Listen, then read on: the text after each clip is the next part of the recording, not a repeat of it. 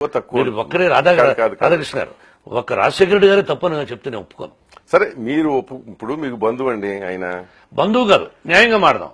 న్యాయంగా మాట్లాడేటట్టు ఒక బంధువు అంటే ఒక్క నిమిషం సార్, బంధువు అంటే నాకు బంధువు అయిన తర్వాత మోహన్ బాబు ఆయన బంధువు అయ్యావు, నువ్వేమి తీసుకున్నావు, నీకు ఒక 10 ఎకరాలు తీసుకున్నావా, 2000 ఎకరాలు తీసుకున్నావా?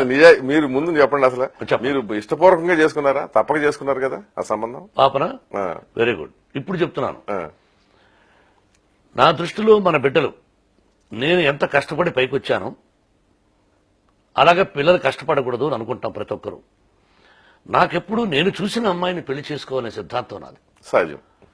అది జరిగినప్పుడు వద్దన్నాను తప్ప అక్కడ రెడ్డిని, ఒక కమ్మని, ఒక కాపని, ఒక దళితుడని, ఒక బ్రాహ్మణుని, ఒక వైశ్యుడని కులాలు నాకెప్పుడు కులాల పిచ్చి. ఆ విషయం అడగబోతున్నాను.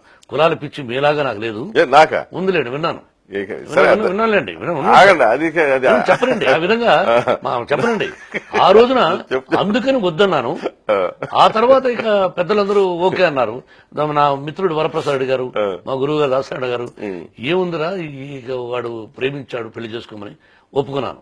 Today she is my second daughter. First daughter Lakshmi అయితే, రెండో డాటర్ నాకు విన్ని. అలా చేసుకునే తప్ప కులాలు కాదు. కానీ మీకు కులపిచ్చి మీకు మీరు కమ్మ, నేనే కులం అని నా నోటి నుంచి బరువు చెప్పలా. నేను చెప్పలేదే. మీరేంటి? నేను నేటని చెప్తాను, మీకు అనవసరం, మీరు కాన్సెప్ట్ చెప్పాలి. ఓకే, చెప్తా. కాదు, మీరు కమ్మ వాళ్లకు కాపు కాస్తారని, కమ్మ వాళ్ళతోనే కలిసి ఉంటారని, కమ్మ వాళ్ళు వెనకానుంటారని, ఆ కుల చిచ్చు, కుల జాడ్యం, కుల జబ్బు నా దృష్టిలో కుల గజ్జి అనేది హెచ్ఐవి లాంటిది. అది ఏ కులమైనా కానీ కాదు. అలా ఉంటే మా కులం వాడే గొప్పవాడు కావాలి, మా కులం వాడే కులం అన్నవాడు వాడు గజ్జి, హెచ్ఐవి లాంటి జబ్బు. మీకు హెచ్ఐవిని అన్నగాని మీకు ఆ కమ్మ కుల గజ్జి ఉందని విన్నాను. నిజమా? అయిపోయింది కదా.